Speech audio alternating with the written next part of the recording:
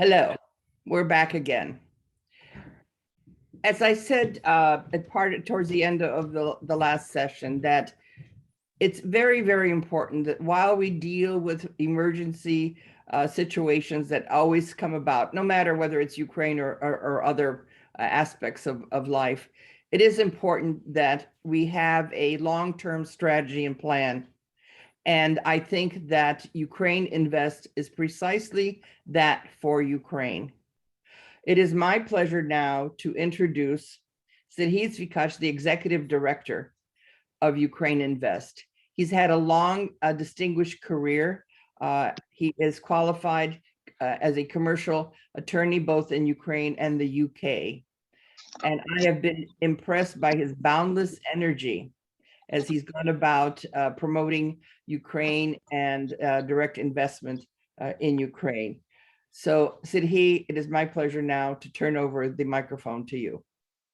Thank you very much, Nadia. Thank you. It's a great pleasure to be here today and to speak at this excellent event, Ukraine in Washington and beyond. And it is very important to mention that Ukraine needs to have strong relations with the US as with any other countries throughout the world. So we need to have our allies, and we do have them, and we need to build our relations on economic and investment principles. So now today we will have two sessions. I will moderate session number one. It will be focused on manufacturing in Ukraine. Ukraine, from our point of view, has strong potential and already developing as European manufacturing hub. Manufacturing, it's about bringing real investment into the country, because when we will see many more manufacturing investors in Ukraine, then we will understand that Ukraine finally becomes even more interesting for international investors. That would be a strong signal of developed rule of law.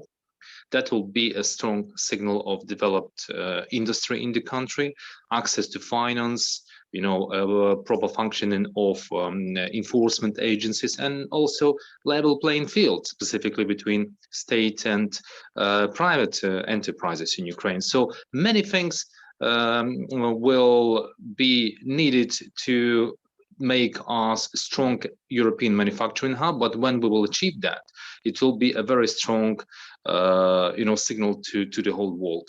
So UkraineInvest has developed a special program called Make in UA. I will make a brief presentation on the program, but before that, I would like to introduce speakers that will be on the panel today. We expect Dmytro Kiselevsky, Member of Parliament of Ukraine, to join us in 10 or 15 minutes. He is quite short in terms of time, so when he will appear, I will stop my presentation, give him time, he will speak, and then I will continue, if that will happen during my presentation. Then it is my pleasure to introduce Governor of Rivne region, Vitaly Koval, who is the great supporter of development of investment in his region and in Ukraine, and they have managed to develop furniture cluster, and they're working even further to promote region. And this is a very good example, because we need to see strong regions. We need to see regions that compete in a good way between themselves, and by doing so, promoting system of facilitation of investments in their territories. Also, we will have Franklin McMahon. He's an international businessman and a US national who is doing a great job, and he is in Ukraine for many years now, and recently opened a new factory and has some new plans for Ukraine. So it would be very interesting to listen to his experience and his views on current Ukraine. And also Svetlana Yarovaya, who is an excellent example of Ukrainian manager, of Ukrainian, I would say also a statesperson in her heart and mind, because she is the head of Vinnytsia Industrial Park, and that industrial park has some very big names already present there, companies like HET that are near the industrial park, and other Ukrainian and foreign companies. And I know that she is working now and the whole team on Vinnytsia on attraction of new investors, and we are doing that actually jointly with UkraineInvest. So I would like to switch to my presentation now to give you some flavor about manufacturing in Ukraine. And if I can ask my team to load it up, please. Thank you. Can we do a full screen mode? Thank you very much. So Ukraine, Making UA, we are creating this program in order to come up with targeted investments in manufacturing, because Ukraine is not about potential. Ukraine should be about concrete proposals, real proposals that are available for investors in Ukraine. Can I have next slide?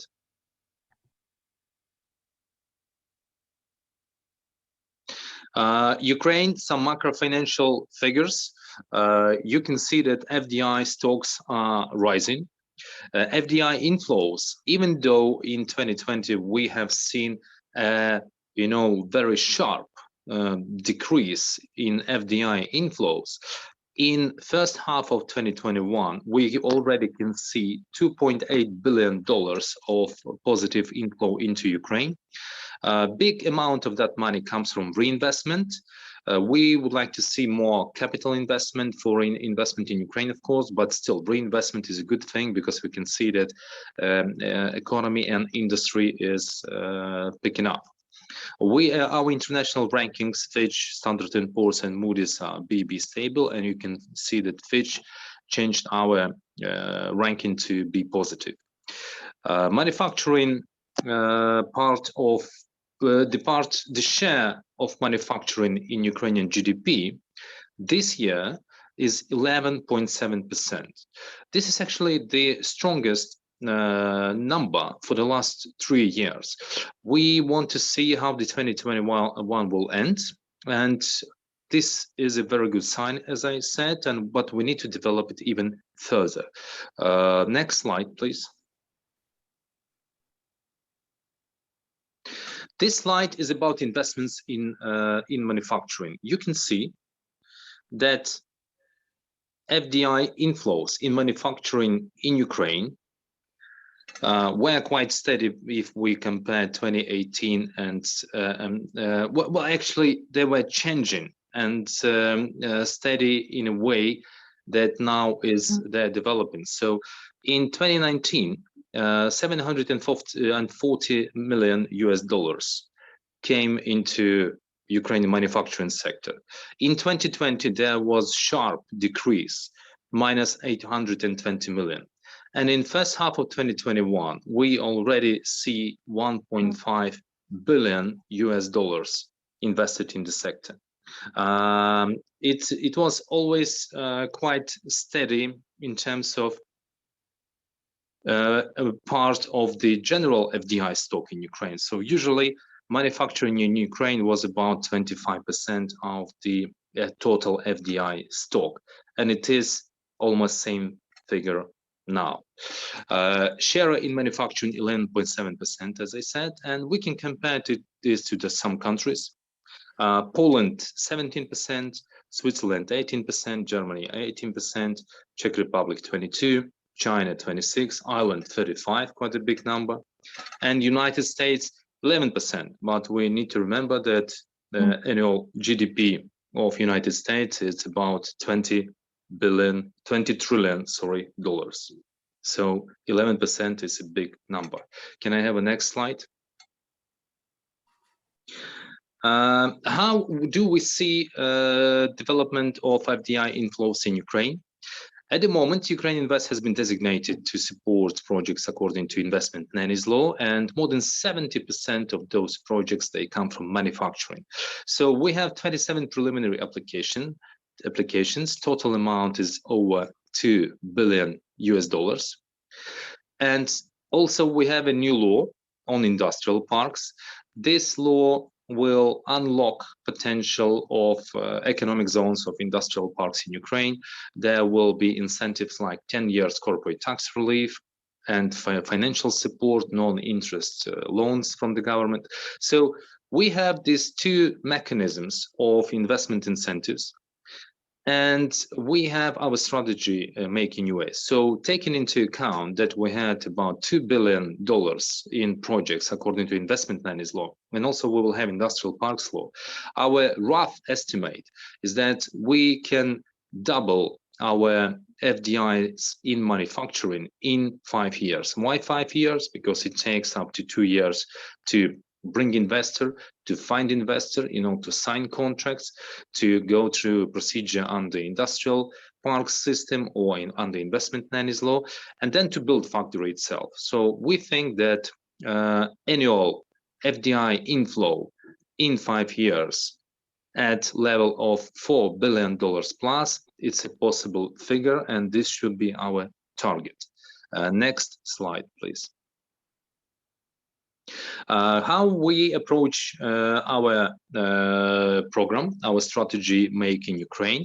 So first of all, we analyze Ukraine's competitiveness, key figures, and we also look for partner countries. Then we start cooperation with regional authorities, financial institutions in Ukraine, and on international level with international think tanks, research institutions, business associations, and other partners. Then on regional level, we collect all relevant data and analyze it. Data like access to raw materials, actual number of labor force in the region, quality of roads, ports, etc., and also success cases, because investors want to see where are regions in Ukraine more effective and where already international companies doing some good business. And this will then lead to creation of a Make in UA online portal. It will be portal with cross-country data for investors, exactly the data I mentioned and even more. When we cooperate with our international partners, we will be working on them on identification of the most promising sectors to invest in Ukraine and their interests, because this cooperation should be based on a win-win basis. In terms of United States, for example, we can see several priority sectors like agri, processing, furniture, metalworking, pharmaceuticals, and automotive. So we think that these five sectors would be the most interesting for manufacturing investors, and all this information should be finalized in the form of analytical papers and then presented in Ukraine and internationally. This will lead then to identification of investment leads, and leads could be two different types: region to business and business to business. Region to business opportunity is when we have analyzed a specific region of Ukraine and we can see that this type of manufacturing facility can be located effectively in this region. Then we look for specific companies throughout the world that may be interested and approach them and explain the opportunity. And business to business is about joint ventures, successful, effective Ukrainian companies that can cooperate with foreign partners, but are looking at the moment for them and still do not know who to contact. We have a very good example of this business to business inquiry. One of the biggest, strong Ukrainian agricultural companies that is active in the growing of seeds. They approached us and they said that they want to move down to a value added production, but they need to find a partner abroad. They're looking for a partner in United Kingdom and in Gulf countries and in other areas in order to bring technology to Ukraine, process their materials, and then find consumer market jointly. So this is a very good example of what can be done, because foreign company also needs Ukrainian partner who has access to raw materials. So it's a win-win cooperation. After that, we will move to an outreach campaign. This will be done on a peer-to-peer basis, so company to company or region to company.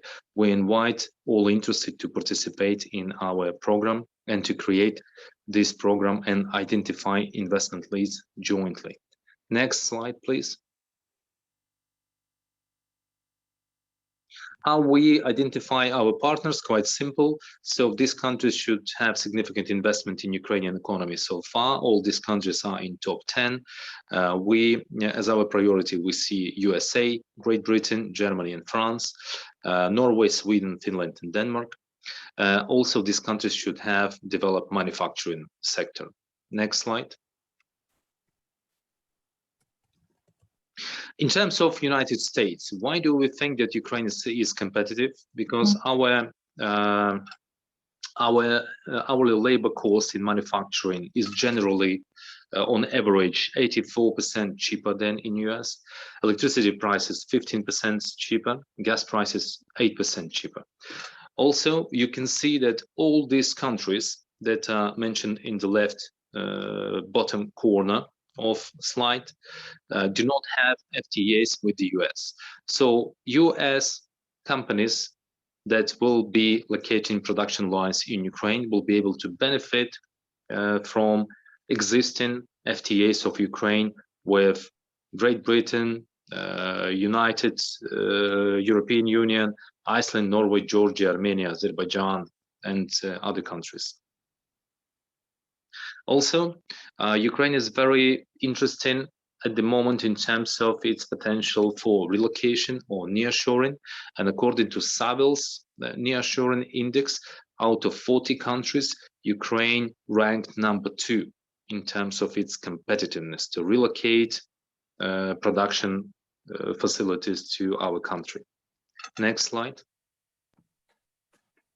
Companies that will be manufacturing goods in Ukraine, they will have access to a wider market, not only our internal market, but to market within 2,000 miles or within Ukrainian radius.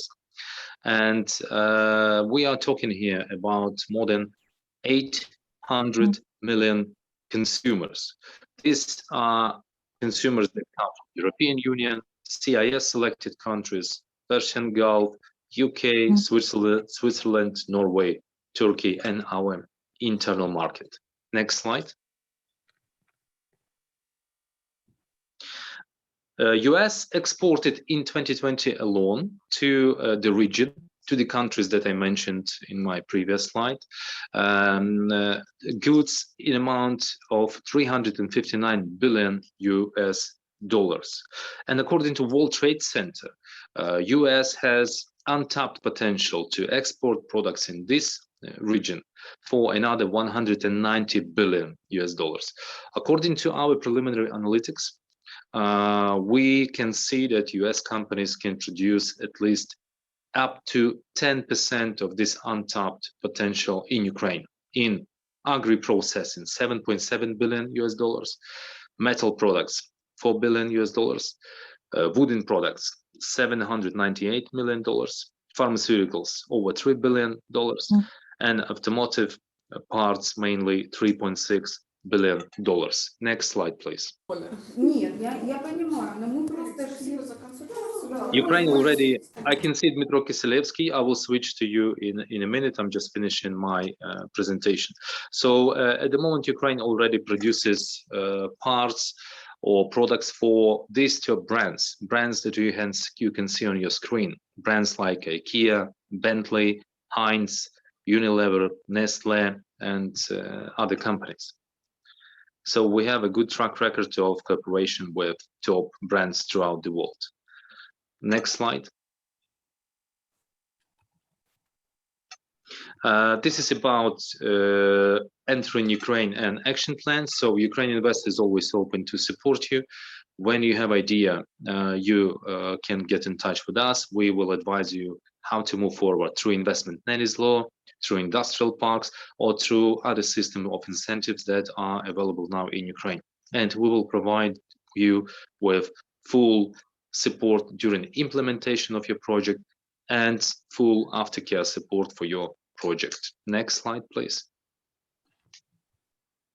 These are the services that we provide to companies from throughout the world: B2B and B2G introductions, analytics, company incorporation and licensing procedures support, land plots, registration, tax and customs compliance, labor and migration matters advisory, communication with law enforcement, and other related matters. Next slide.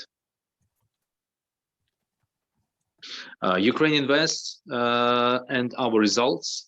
During 2021, we have managed to attract and support investments for amount of $1.1 billion.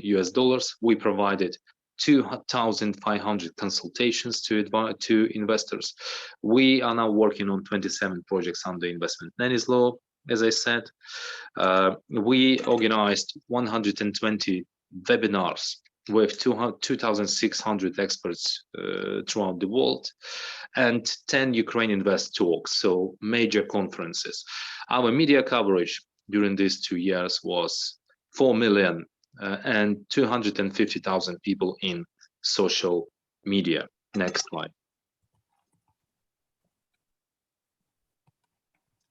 You can see our contacts on the screen. And now I'm always happy to speak to any investors, and please do get in touch with us through email and through our telephone number. That is the fastest way to get in touch with us. We always answer any inquiries that we receive. And now it is my pleasure to introduce Dmytro Kiselevsky, Member of Parliament of Ukraine, who is working actively on development of manufacturing through update of regulatory systems in Ukraine, through update of relevant laws, and they have been doing some great job. Like, for example, Dmytro and other members of Parliament, they have voted for. Someone has on and some at the background. Dmytro,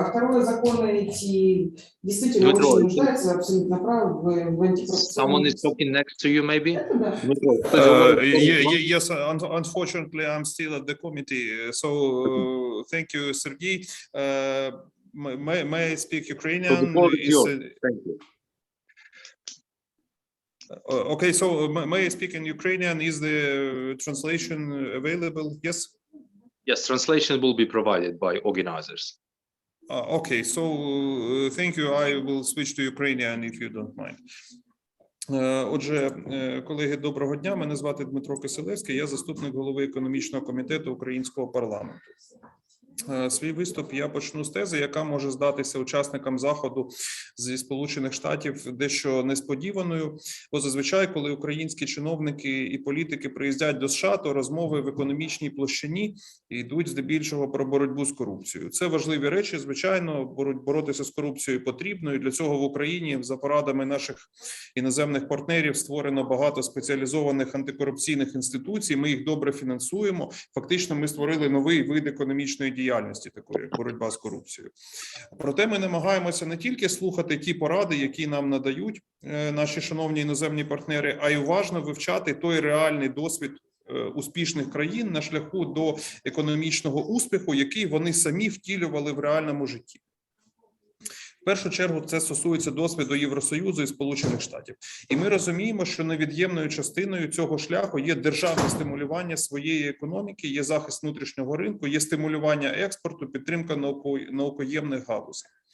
Тож ми поступово починаємо впроваджувати у себе в країні такі підходи, і наші ініціативи покликані сприяти тим, хто створює виробництво і робочі місця тут в Україні, хто інвестує в реальний сектор і залучає місцевих виробників в свої ланцюги поставок. Я коротко розповім про кілька таких ініціатив. Це локалізація у державних закупівлях, це індустріальні парки та стимули для проєктів з великими інвестиціями, можливо, про них вже згадували сьогодні, вибачте, якщо я повторюсь, і експортно-кредитне агентство. Отже, локалізація. Ця ініціатива стосується державних закупівель і вимоги місцевої складової. Україна витрачає на державні закупівлі близько 23 мільярдів доларів США на рік, з яких біля 10 мільярдів витрачає на імпорт. Це близько 40%. Зрозуміло, що така доля імпорту в державних закупівлях не може влаштовувати державу, яка хоче забезпечити роботою своїх громадян. І в цьому сенсі ми переймаємо кращий досвід Сполучених Штатів, є такий Buy American Act, ми його вивчаємо, і досвід Євросоюзу з відповідними директивами. Тож ми зараз запроваджуємо підхід, за яким ті інвестори, які розгорнули виробництво в Україні або залучили українських виробників у свої виробничі ланцюги, отримують від держави хороший бонус. Власне, доступ до ринку публічних закупівель. На першому етапі це стосуватиметься продукції машинобудування. Ми обмежимо доступ до державних закупівель імпортних товарів з походженням з країн СНД, Китаю, Туреччини і інших країн, які не є підписантами угоди GPA. Це угода Світової організації торгівлі по публічним закупівлям. Для товарів зі Сполучених Штатів, Євросоюзу, скоріш за все, буде зроблено виключення. Але, тим не менше, розгортання виробництва в Україні – це гарантований доступ до державних закупівель. Тому, будь ласка, ми готові віддавати державні гроші тим, хто створює робочі місця і залучає технології в нашу країну. Вимога локалізації почнеться з 10% і поступово збільшуватиметься до 40% з кроком 5% на рік. Відповідний законопроект прийнятий зараз в першому читанні парламентом і незабаром буде прийнятий в цілому. Тож ми очікуємо, що в 2022 році ця ініціатива запрацює. Наступне – індустріальні парки. Це розповсюджений інструмент, суть якого полягає в створенні територій пріоритетного розвитку. Ми запроваджуємо в Україні фінансові та фіскальні стимули для індустріальних парків і тих компаній, які створять там виробництво. Вже набув чинності закон, за яким передбачена можливість державної компенсації вартості підведення доріг і мереж до індустріальних парків. Передбачена можливість компенсації вартості підключення до мереж всередині парку і можливість компенсації відсоткових ставок по кредитам. На наступний рік вперше в бюджеті планується передбачити кошти на ці фінансові стимули. В процесі схвалення парламентом ще два законопроекти, які передбачають звільнення від імпортного мита і імпортного ПДВ на обладнання для виробництва і право не платити 10 років податок на прибуток. І також право органів місцевого самоврядування надавати пільги по місцевим податкам. Я очікую, що наступному році ці фіскальні стимули також запрацюють. Таким чином, після набуття чинності цих двох законопроєктів по індустріальним паркам, Україна запропонує інвесторам наступне. Ділянка промислового призначення, до якої за рахунок держави чи за рахунок муніципалітету підведені дороги і інженерні мережі. Держава надає компенсацію по підключенню до мереж всередині парку і компенсації відсоткових ставок за кредитами. Резидент індустріального парку може без мита і без ПДВ завести обладнання і не сплачувати податок на прибуток, реінвестуючи його в виробництво. Ось це така, мені здається, вже непогана пропозиція для тих, кому цікава Україна як площадка, майданчик для розміщення виробництва. По цій ініціативі один закон вже прийнято, я казав, і ще два в процесі розгляду в парламенті. Стимули для проєктів з великими інвестиціями або, як їх у нас називають, інвестиційні няні. За набором стимулів, я думаю, що Сергій вже про них розповідав, тому я не буду детально на цьому зупинятися, але за набором стимулів вони певною мірою схожі на індустріальні парки, але з одного боку є вимога по розміру інвестицій, це великі інвестиції, ну принаймні як для України, понад 20 мільйонів євро, але немає прив'язки до конкретної території, що для великого інвестора може бути зручніше. По цьому виду ініціатив, по цим стимулам вже прийняте все законодавство, прийняте, наскільки мені відомо, всі підзаконні акти, тож Міністерство економіки і UkraineInvest приймають заявки від зацікавлених сторін на участь у цій формі державного стимулювання економічного розвитку. І підтримка експорту. Україна цього року нарешті запустила роботу установи з підтримки експорту. Це називається вона експортно-кредитне агентство. Ця установа отримала фінансування, отримала офіс, сформований штат, і зараз українське це експортно-кредитне агентство вже почало пропонувати якийсь комерційний продукт. Зараз він лише один – це страхування некомерційних ризиків, але незабаром перелік послуг збільшиться. Зокрема, ми очікуємо появу страхових полісів, які прийматимуться банками як забезпечення по експортним кредитам, і також програму компенсації відсоткових ставок по кредитам для експортерів. Тобто це державні форми підтримки експорту. В усіх промислово розвинених країнах такі інституції є. Я щасливий з того, що цього року вона запрацювала в Україні. Я сподіваюся, що за рік чи два воно значно розширить кількість своїх продуктів, які будуть приносити реальну користь експортерам. При цьому, значить, по цьому напрямку базове законодавство прийнято ще в 2016 році. Зараз ми його дошліфовуємо, тож ця установа в невеликій перспективі запрацює. Завершуючи свій виступ, я хочу відзначити наступне, що з кожним роком ініціативи по стимулюванню розвитку виробництва в Україні ставатимуть потужнішими. Добробут українських громадян, незважаючи на пандемію, на інші явища, зростатиме, тож Україна ставатиме більш цікавим ринком сама по собі. З іншого боку, Україна близька до Євросоюзу, має угоду про асоціацію з ЄС, відповідно, має переваги по розміщенню виробництв для цих ринків у порівнянні, скажімо, з азійськими країнами. І ми розуміємо тенденцію, що Євросоюз намагатиметься мати ланцюги поставок коротші і мати виробництво якихось товарів ближче до себе, особливо або у себе всередині, або в тих країнах, з якими він має асоціацію.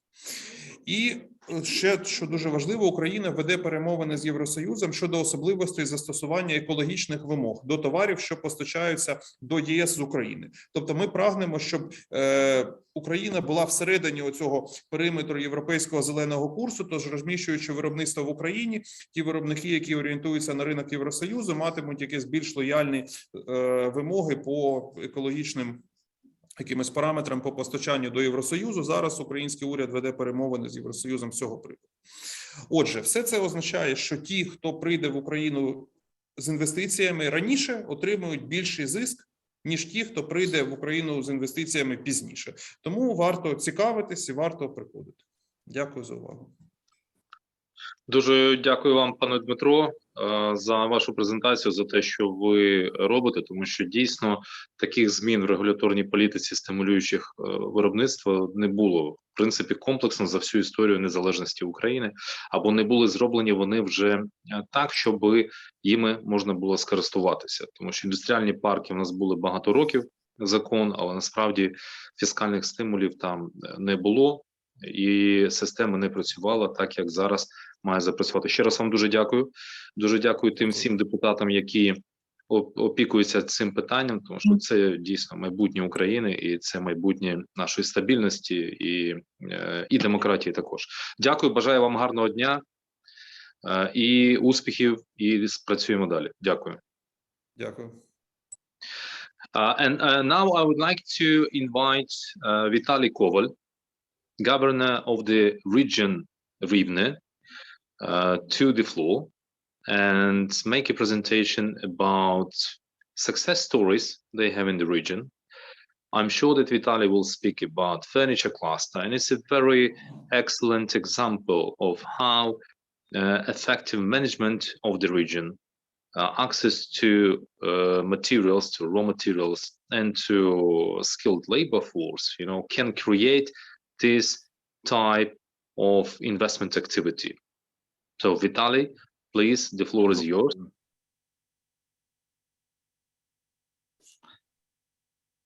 Warm greetings from Rivne region. Дозвольте перейду на українську. Сергій, дякую за таку теплу презентацію. Дійсно, знаю ваше відношення до всіх регіонів України і особливе ставлення до нашого регіону. Це взаємно. Дякую. Дозвольте включити презентацію. Хочу спрезентувати на першому слайді. Ви бачите по версії Daily Telegraph найбільш романтичніше місце в світі серед маловідомих місць. Це наш Рівненський тунель кохання. Він знаходиться поблизу обласного центру, 15 кілометрів. І я думаю, що цю картинку ви часто десь бачили. Це саме у нас на Рівненщині. Далі. В 2019 році, коли ми з командою приступили до виконання обов'язків, фактично перша задача, яка стояла перед нами, це визначити позиціонування області і сформувати чітку стратегію, що є Рівненський регіон на карті України і Європи в цілому. Тому ми визначили акцент на смарт-спеціалізацію. І саме в таких галузях, як переробка деревини, IT-сектор, переробка агросировини з доданою вартістю, логістика та високотехнологічне органічне виробництво на землях, які не задіяні були до цього в агросекторі. Тому що, наприклад, у нас 700 тисяч гектарів сільськогосподарських угідь, із них велика частина вперше долучається до обробітку, легалізується і дуже придатна до саме органічного землеробства. Але зупинюсь конкретно саме на першому кластері, це меблевий кластер, тому що дійсно ми маємо абсолютні для цього показники, щоб стартанути. Отже, територія області на 40% вкрита лісами, і це 113 мільйонів кубічних метрів лісосировини, яка приростає кожного року. І зрозумівши, що в нас є такий потужний ресурс, ми всі зусилля поставили на сформування меблевого кластеру, щоб Рівненська область стала регіоном з доданою вартістю. І ви на карті бачите, що в 2019-му ми зростали в меблевому секторі всього на 0,1%, 2020 рік 4,5%, і вже 2021 рік, коли повноцінно весь кластер запрацював, ми маємо зростання до попереднього року 153,4%. Це дуже хороший показник, і крім цього показника, серед всього експорту Рівненського регіону до світу 80% іде саме в країни Європи, тобто це ринок з висококонкурентним середовищем, і з цих 80% 9,2% – це меблі, тобто готовий продукт, де є українська сировина, українські робочі руки і технології. Ми є такою столицею меблевого виробництва України. 63% фанери виробляється саме на території області, 13% ДСП плит всієї України виробляється в Рівненській області, 22% деревостружених матеріалів, тобто розпилу, і 100% сірників. Єдина сірникова фабрика знаходиться в Україні, саме в Рівному. Що стало передумовою для розвитку і руху саме меблевого кластеру? Розуміння того, що має бути золотий трикутник, хтось називає це триплексом, і це поєднання влади, освіти та бізнесу, щоб ми в синергії працювали саме розуміючи один одного і спілкуючись на однаковій, зрозумілій мові. Основна допомога, яка від влади очікується саме бізнесом, це підготовка кадрів, які є висококласними спеціалістами. Я хочу загострити увагу саме на даному слайді.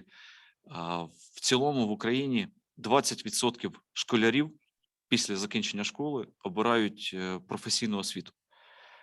Ми розуміємо, що саме професійна освіта – це є кузня кадрів, і саме через професійну освіту приходять спеціалісти на виробництво. Ми закцентували увагу на даному сегменті і довели цей показник до 41% учнів після шкіл йдуть саме в професійну освіту, це коледжі ПТУ. І сьогодні це найвищий показник в Україні. Крім того, дуже проривна ідея, яка спрацювала, і ми бачимо її результати, це створення навчально-практичних центрів на базі професійної освіти. Що це є? Це фактично заклад в закладі, коли ми спільними зусиллями, використовуючи бюджетні кошти державні, кошти громад, самих навчальних закладів і особливо підтримку грантову, створюємо на базі професійного закладу новітній центр, в якому є надсучасне обладнання, і бізнес замовляє спеціалістів саме для професійного закладу, щоб була підготовка тих категорій професій, які потрібні бізнесу. Фактично регіональне замовлення змінюється, і активно впроваджується дуальна форма навчання, коли учні і студенти вчаться деякий час на виробництвах і паралельно вчаться в своїх професійних закладах. І ми зараз маємо дуже велику чергу на таких спеціалістів: газозварювальники, слюсарі, теслярі, авторемонтники, дорожні працівники. І наша задача як влади – забезпечити якісну підготовку професійних кадрів, щоб вони найближчим часом після закінчення одразу були задіяні на виробництвах. І скажу вам, що в деяких професійних закладах 98% учнів вже забезпечені роботою до закінчення закладу. Також ініціатива, яка спрацювала і дала хороші результати, це створення платформи на базі облдержадміністрації. Це платформа Рівне Work Hub, коли ми постійно на щотижневій основі маємо зустрічі з бізнесом, які говорять про проблеми і про шляхи вирішення, на думку бізнесу, саме по забезпеченню кадрів. Наша задача як влади – забезпечити висококваліфікованими кадрами саме українське виробництво, щоб іноземні інвестори, які прийдуть в Рівненський регіон, мали робочу силу, яка буде працювати. Основні кроки, які ми зробили для розвитку саме меблевого кластеру. Перше – це підписання меморандуму з Асоціацією меблевиків України.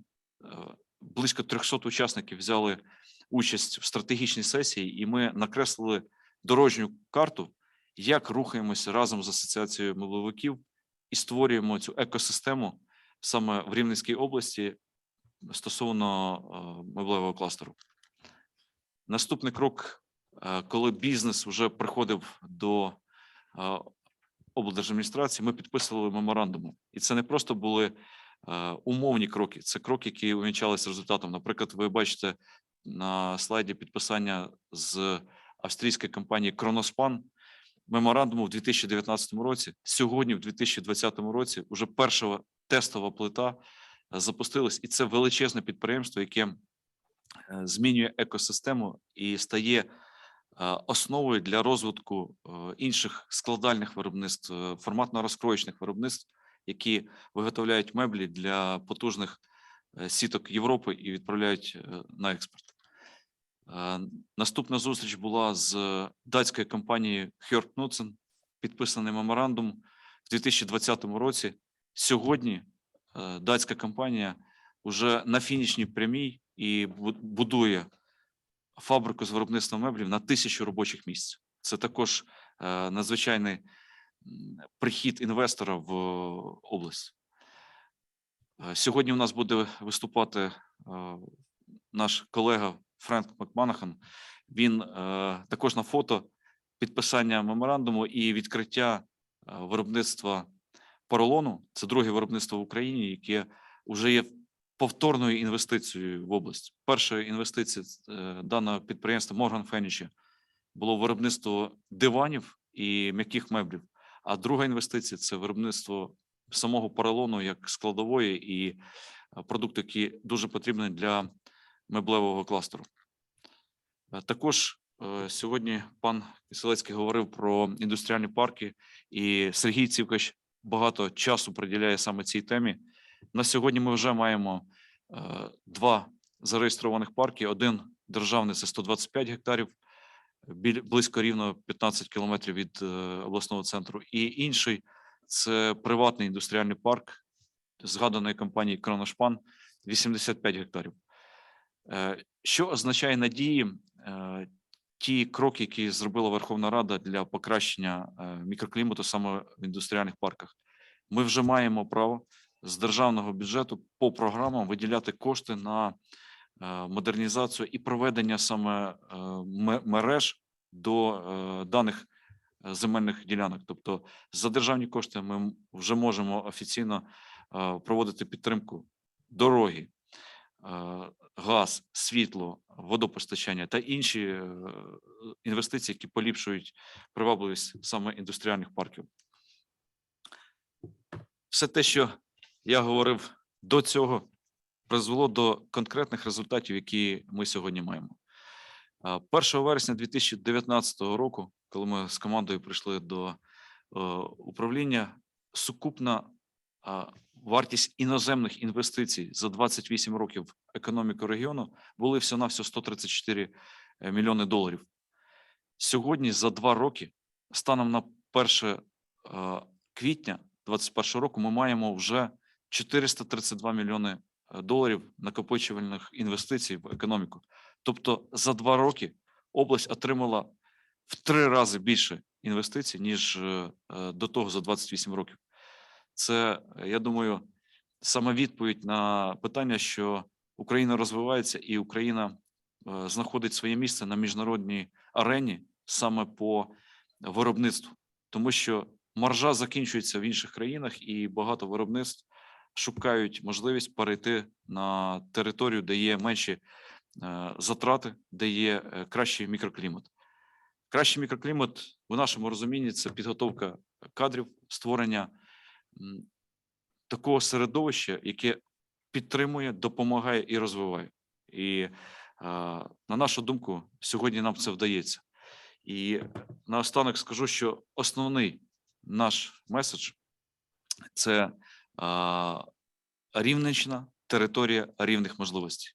Тут гра слів, тому що рівне означає рівне.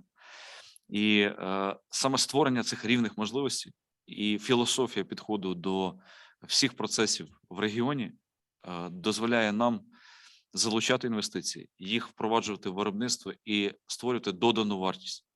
Тому закликаємо всіх, welcome to Rivne Region.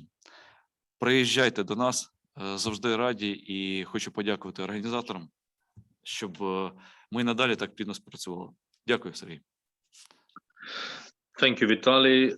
Welcome to Rivne and welcome to Ukraine, because your example should be a very good example to other regions. And we do have some very good regions that also attract good investments, like Odessa, Kyiv, Dnipro, Lviv, you know, just you name it. And now we are going to the most interesting part, because one can watch this live stream and say, well, okay, these are MPs, governors, you know, representatives of state institutions, they're just making promotion. But now we're moving to businessmen, you know, and businessmen who is active in the Rivne region, actually. And that's why we invited governor of region and Franklin McMahon, Morgan Furniture, Home Group, to talk about their experience from different sides. So governor is trying to make system as effective as possible, and we have seen that investments in the region increased threefold in just a couple of years. Now, I would like to invite Franklin. Franklin, could you please share your experience about doing business in Rivne? Franklin, he's a businessman with very strong history of, well, not only business expertise, but also investment banking, because he was working for some leading investment banks throughout the world. So that's why it's even more interesting when expert like Mr. McMahon enters Ukraine. That means he understands that there is a strong potential and business can be done right now and even be developed more in coming years. So, Mr. McMahon, can I invite you to make a presentation about doing business, about your experience in Ukraine, in Rivne? Thank you very much for that kind introduction. I suppose that I'm a logical speaker at this point in the forum, because we've been a very big beneficiary of the policies of Rivne Oblast, initiated by Governor Kova. And we are not just, I'm delighted to talk in the Make in UA forum, and because we are actually making in UA and shipping around the world. So I think that we are a very relevant case study. I'm a US and Canadian citizen, and I've spent more than 15 years investing in Ukraine, so I think I can speak from firsthand experience. I know the strong points, I also know the challenges. It's been a very interesting development, and I'm very pleased to say that we are very positive with where we are today. Before I founded Home Group and certain other businesses, I was a managing director at Morgan Stanley, in charge of industrial financing in many countries around the world. And this has given me perspective on many different industries and countries. I think that this has been very useful to me in working in Ukraine and other countries. Today, I would like to touch on three topics. First, our history in building a successful consumer products manufacturing business in Ukraine, including our vision for the future, where we would like to take this business, because as you will hear, we are very optimistic. Second, I would like to mention my experience of working with the government, both at the regional and national levels. And finally, I would like to end with a few comments on strategy for the Make in UA program. First, over the past 10 years, we have built Morgan Furniture into a successful production company which employs around 1,200 people today, and we export sofas and other upholstered furniture throughout much of the EU, the UK, and the United States. It's a great pleasure for me to see the Made in UA label on best-selling products in many regions of the world. This year, our company is set to achieve a revenue growth rate of around 53%. This has been possible because our production is globally competitive, and we've also benefited from some trends in manufacturing, including nearshoring. There are several factors which make our Ukrainian company competitive. These include a very productive workforce, a high-quality factory management, a global supply chain that works because we buy components and materials from all over the world, access to local raw materials such as wood and the engineered boards, which Governor Koval just spoke about, and good infrastructure. Of course, there are other issues that matter as well, but I think of all these different components, I would highlight the talent of the Ukrainian workforce and Ukrainian people as being incredibly important. We are a labor-intensive business. Of course, machinery and technique matter as well, but it's the people that make the main difference. And we've been delighted by most of the experience that we've had. Not everything is perfect in Rivne, but when we benchmark our Ukrainian factory against factories in other countries in Eastern Europe and elsewhere in the world, it is clear that we are in a very strong position. The global market for our products is around 75 billion, and our addressable market is large enough to provide us with a lot of opportunity at the Ukrainian factory. I plan to invest in the expansion of Morgan Furniture with the aim to make it one of the preeminent companies in the furniture sector in Europe. This is a heartfelt mission of mine. We want to not just be a larger, good company, we would like to have an absolute leadership position in Europe, and that's what we're working hard at achieving every week. Specifically, I would like our company to achieve annual revenues of around 6 billion hryvnia or more in the next hurdle. And this will require us to more than double the number of our employees from 1,200 to over 2,500 or more. So this will be good for Ukraine as well as good for us. I think the key point that I would like to underline here, as Mr. Tsivkach mentioned in his introduction, is that our experience shows that it's absolutely possible to build a very successful manufacturing business in Ukraine. I would like to now move briefly to the second topic, which is the experience we've had working with government at both the regional and national levels, because of course the business environment matters. And on this topic, I think the reality in Ukraine is very different from the image, which is outdated. I think there was a time a while ago when perhaps government was not as responsive as it could be. But I think that our experience on a daily and monthly basis is a very different reality now. There are government people that are very committed and doing an incredibly good job at promoting business. Most of the interaction that we have with government is at the regional level. I would like to highlight that our company has benefited from a truly remarkable level of support from the Rivne Oblast administration. In fact, I'm pleased that I can say that we get more support from the Rivne government authorities than we get from any other regional government in Europe. And we have several plants in other countries, in the Baltic states, in Poland, and in Asia. In addition to providing superior support, Governor Koval and his team have developed a very smart economic program to stimulate investments in manufacturing in the region. We fully intend to be an anchor participant in the Rivne furniture cluster. I don't think we could get away from that. I think Governor Koval would rope us in no matter what, but we are delighted to participate in this because the cluster concept is really a winning policy program. At the national level, I'd like to highlight that UkraineInvest has been very supportive, and we have a very constructive relationship with UkraineInvest, which I think plays an absolutely key role, because knowledge about Ukraine and the image of Ukraine need to be improved from what the world is simply underinformed about the realities in Ukraine.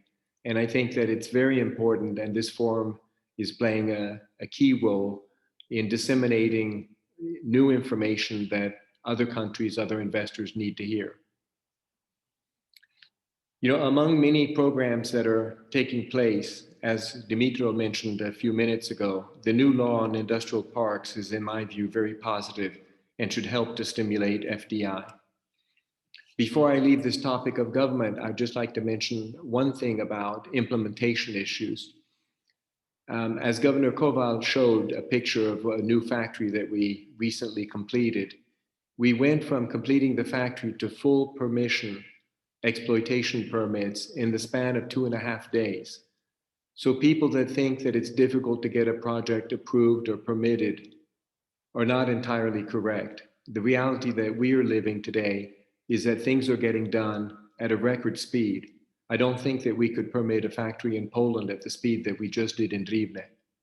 So that speaks volumes in terms of what is happening in our region. I'd like to finish by making a few short comments about the strategy related to the Make in UA program. Since it's not possible to prioritize all sectors, it is important for UkraineInvest to focus on the sectors that are likely to yield the best FDI and economic results over time. However, I think that it would probably be a mistake for Ukraine to focus primarily on sectors where it is already strong, such as engineered products or agricultural food and beverage products. You know, there might be a natural tendency to prioritize sectors that are already competitive, that have deep expertise and success. But I think a balanced approach, which includes sectors with very different characteristics, might generate the best long-term results. Thus, I suspect that it probably would make sense for UkraineInvest to prioritize a few innovative, high-value added sectors which have a great future. For instance, maybe this would include additive manufacturing. Why not? Ukraine has shown that it's capable of being world-beating in the IT domain. Why wouldn't some manufacturing sectors that are on the cutting edge, that have explosive expansion potential, not be included, even if they have not historically been a core part of the economy? They will be a part of the future. Together with prioritizing medium high value added sectors such as engineered products or automotive components. And finally, I think that it also makes sense to include a number of more modest value added sectors such as furniture, building materials, and assembly operations, among many others that I could name. Because my point is that less glamorous sectors such as furniture should not be dismissed, because they have the potential to contribute a great deal to the development of the Ukrainian economy. I think one example that's very telling is what has happened in Poland.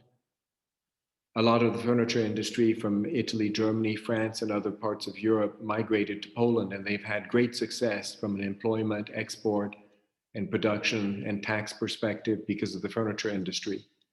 It's not the most glamorous industry in the world, but it can be very enabling for the economy. So I think that it makes a lot of sense to have a balanced or mixed set of industrial priorities.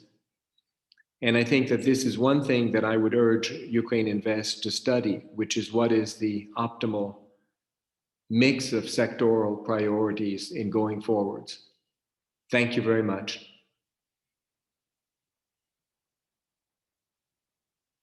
Thank you, Franklin. Thank you very much for this presentation. Yes, indeed. When we were talking about priority sectors, we were thinking just in terms of very initial analysis. And furniture was there, as you have seen. But in order to identify most promising sectors, we want to look at deeper analytics, and we want to engage partners from throughout the world to do it with us.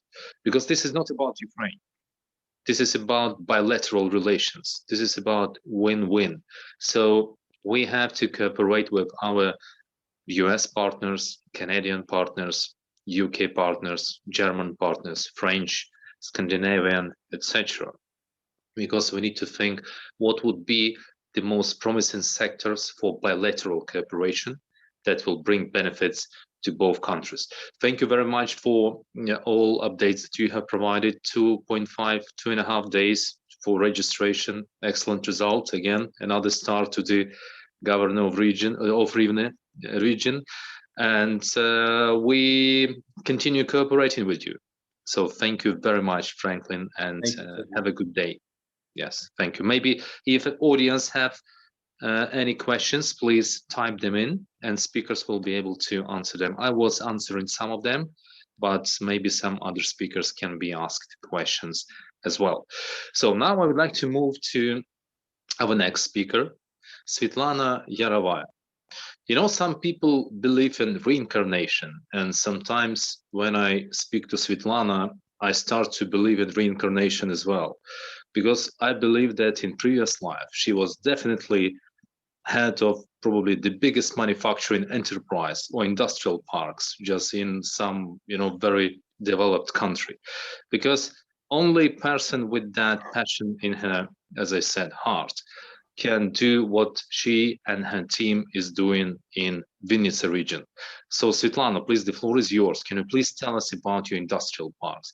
Could you please tell us about future of development of manufacturing in the region? Can you see that tendency being spread throughout the country? And maybe your comments and views on making Ukraine strategy as well. Svetlana, the floor is yours. Thank you.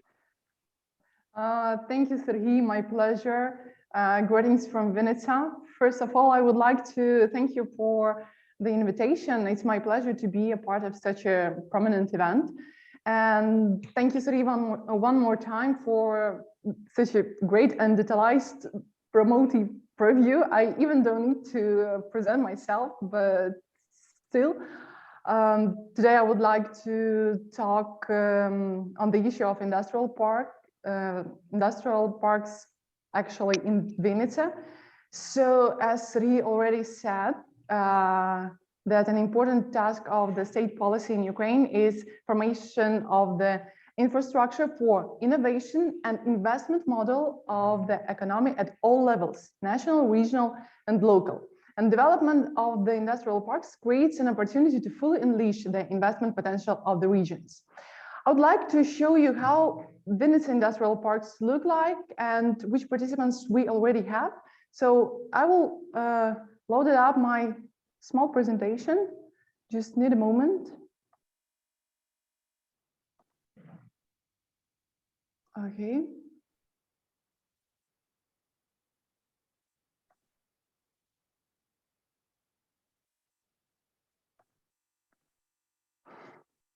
So who knows how does it work?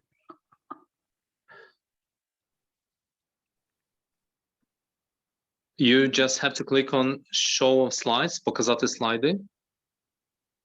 Okay. Can you see that? Yes, and then start from current or...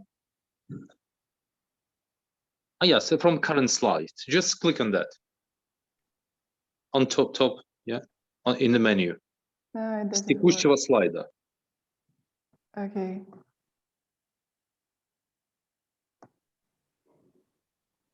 Okay, just need a moment. Sorry for that. I just had a few notes and I want to see those notes. Maybe someone from crew team can help me with presentation, and then I will just ask to switch slides. Could be possible? Did you send it to UkraineInvest? Yeah. Okay, can I ask my team then please to load it up instead of Svetlana? And Svetlana will continue now and then go back to presentation. But you have to stop your sharing your screen. Okay, maybe how to do that, because I always work with Mac, and here I have my work laptop. Sorry for that, but maybe it could be like kind of performance to keep attention of those who already asleep. Hello. Okay, so just go ahead and then the team will load it up. Hello, Sergey. Okay, I need the second slide.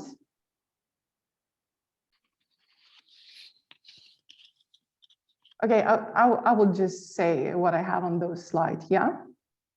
Can you download it or no? It's some technical problems, okay. So at the bottom of this probably slide, you can see UBC Group plant that produce refrigerators and other equipment for the world famous companies such as PepsiCo, Coca-Cola, Heineken, Nestle, and other brands. The plant has been working since 2018, and next year the company is going to start the construction of a second plant. On the right hand of our industrial parks, we can see the Winter Sport Industrial Park, the territory where the head group is going to produce the high quality ski equipment. Now they are building the first plant and planning to build 2 more plants. The first plant will be finished already in the end of 2022. And besides, we have TCS, Agro Oil, and NAS company. They're located on the territory of Vinnytsia Industrial Park.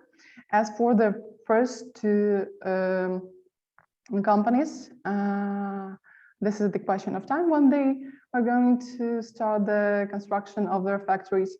And as for the NAS group, they already made their work, and they're going to supply the industrial park with the electricity. So it doesn't work, yeah, with presentation.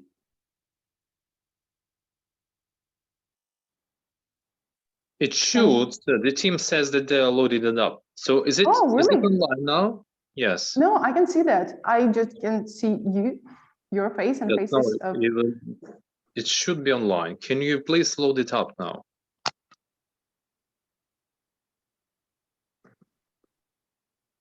Mm. 30 seconds. So can you continue, and then they will load it up in 30 seconds. Okay. Mm-hmm.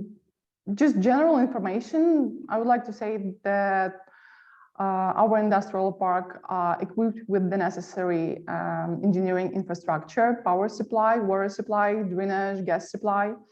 We spend a lot of time and money for the city, from the city budget to develop this territory, but it's about 40% of the work we should done. And changes to the law Mr. Kiselevsky spoke about are very useful in order to successfully complete the infrastructure works. We really appreciate his work of Parliament, and grateful for new opportunities within this law. More of that we expect to be included in the state program for financing infrastructure in the industrial parks.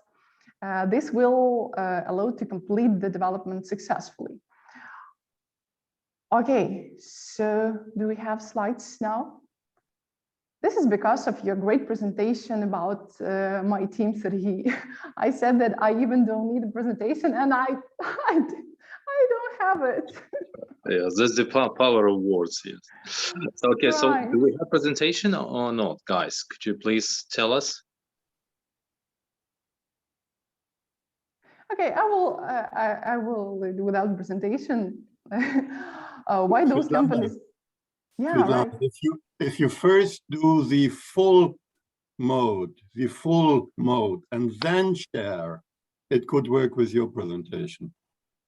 You can also Okay. try press F5 button Yes, when you first open your this, presentation. and then you share. It could work with your presentation. Try it. Okay.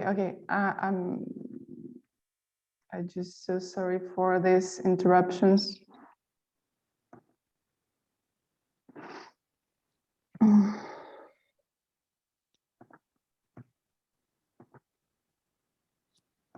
Okay, let's try this way. Open it on your computer and then Yeah. go to share from Zoom and then press on F5.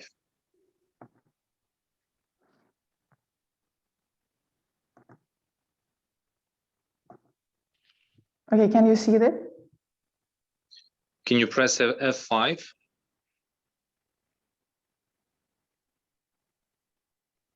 Yeah, I already do that. I think you could just keep it like that and just click on screens, you know, so we can see, well, the general information on the slide. Do you see it right now? I see your screen, yes. Yes. Oh, right. So which slide are you on? Okay, nice. Mhm. So I was talking about Vinnytsia. Why you have to choose this city? Why those companies decided to choose Ukraine, and why they decided to choose Vinnytsia? Let me show you some advantages. So here we have the picture of industrial parks. And as you see, Vinnytsia has a favorable geographical location. This provides an opportunity to connect with all regional centers of Ukraine and bordering countries. International airport is located in the city and currently being renovated, so we can accept few international flights at the same time. Developed engineering and transport infrastructure, network of road and rail connections connect the regional center with the capital and seaports of the Black and Azov Seas. Our city is located at the intersection of two European roads, and it easily connected us with European ports and to the other seas. Also, we have a number of advantages. I will tell just a few. Like Vinnytsia received the first European Energy Award certificate, not just between Ukrainian cities, but among all European cities. Excuse me, Svetlana, if you use your cursor and to the left, you see all of your slides, and just point your cursor and click on them and click on that. Okay. Yes. Okay, why I have to do that? You To can show it on the main screen. So you will be showing that slide. Can you see slides on your left? No, I see full screen with my presentation. Full screen. Okay, can you click next then? Because we can see your left side screens.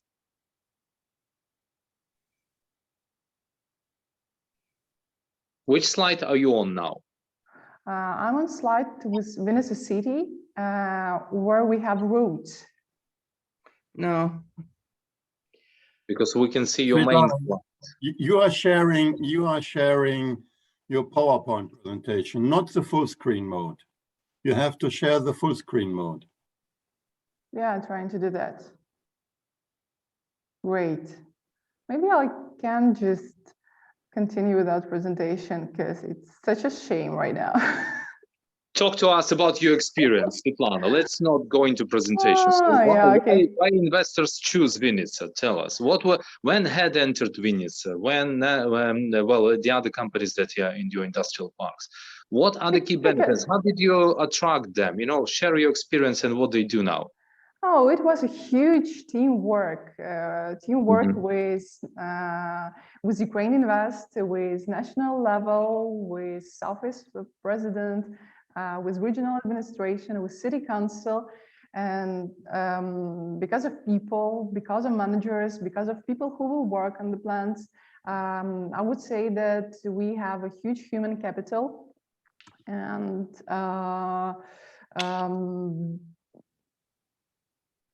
a lot of advantages like transparency in the city council. Vinnytsia is the leader in investment sector transparency rating from the International Anti-Corruption Network, Transparency International. And of course, this year we ranked second in the Forbes Ukraine rating among the best cities for doing business. For 7 years in a row, our city is recognized as the most comfortable in Ukraine, according by a study by, IRI, International Republican Institute. Mm-hmm. So one of the biggest priorities is human capital, cheap and responsible. The average salary is $400 per month against $1,200 in Poland. So your labor force is effective in the region, and you're saying that it's also effective not because of the companies, but because the city provided comfortable conditions for them to live in, and this is also about social standards. Sure, we already expanded 92 billion hryvnias for infrastructure. And next year, so that's 92 billion hryvnias. So this is about $3.5 billion. Right. Yeah. Okay. Quite a big amount for the region. It's worth about more advantages. It's worth to highlight the favorable price offer. Buying 1 hectare in the territory of park, it is 30% cheaper compared to other offers with the city or with this part of region in Europe. The rent is around $5,000 per year, which is also very profitable. Also, we appreciate residents, because I'm sure that many people that listen to us now, they maybe not come from manufacturing, so for them it will be maybe too technical. But they will be probably more interested to hear brands that are already present and then want to locate manufacturing in Vinnytsia and what they will be producing, just to understand. Yeah, are we talking about high value added, or are we talking about, I don't know, just some small things that will be produced? Right, it will be high value added, especially about brands. Okay, the hugest brand. I heard that it called the biggest investment news in Ukraine for last 10 years. The HAT group, they started to build plant in Vinnytsia Industrial Park in May 2021, and they planning to finish the first plant in the end of 2022. They planning to build 2 more plants, but their conception still not ready. Maybe it will be something for tennis, maybe something for ski. They're not sure now, but the first plan, in the first plan, they will produce boots, innovative boots with gel inside, which will help your legs feel more comfortable when skiing. Yes. Not only comfortable, but it will be more safe. It will autonomically work with your leg. Yes, put it in the right position. Mm-hmm. yeah, as well, we have that UBC factory. We have Berlinic brand. They are producers of how do you call the Flooring. wood? Flooring, Yeah, flooring. flooring, Right. yeah, flooring, Thank wooden you. flooring. Mhm. Right. So they are the hugest producers in Europe. Um, so we have One more last question before we go. We are invited to you because you have good experience in terms of industrial parks, and you have managed to develop your industrial parks during times when there were no fiscal incentives. So I know that in Ukraine, we had like 51 registered industrial parks. And in terms of number of residents, how many residents you had so far compared to other regions? You know, is that like you have top example in Ukraine, or there were some other industrial parks with more residents than you have? We have 5 residents right now, but if you're interested, This we is still good. have. Yeah. As I heard, Dmytro Kiselevsky said that this is like great result that we have in Ukraine only 5 really working industrial parks and 3 of them in Vinnytsia. So maybe this is a good result, but we still have 320 hectares. If you're interested and want to produce something in central Ukraine, we will give you all support which you will need. Okay, thank you. Thank you, Svetlana. Next time we will look at your presentation and we will make sure that it works fine. Thank you for the work. We'll practice before. Thank you. And so I'm so sorry for this. That's absolutely fine. And thank you for the work you do. And when I see you on Sunday or Saturday on Facebook and you're wearing heavy boots on construction site, you know, that's a sign of real will to attract investor to your region. Thank you very much, and please send best regards to all your colleagues and to regional authorities. Thank you. So we're going to wrap up now because the next session is waiting. Yes. Just a couple of last messages. So what we have heard today, that reality versus outdated image of Ukraine. This is important because Ukraine is changing. We need to change the image. And in terms of image, we already did some very strong steps in terms of development of a regulatory policy, but we need now to bring strategy to the table. So we are working on that strategy on making Ukraine table. Is it possible to do business in Ukraine? Absolutely, yes. Is that possible to do it in manufacturing sector? Yes. And 11.7%, the strongest figure, 11.7% share of GDP in Ukraine of manufacturing. That's a good sign of that.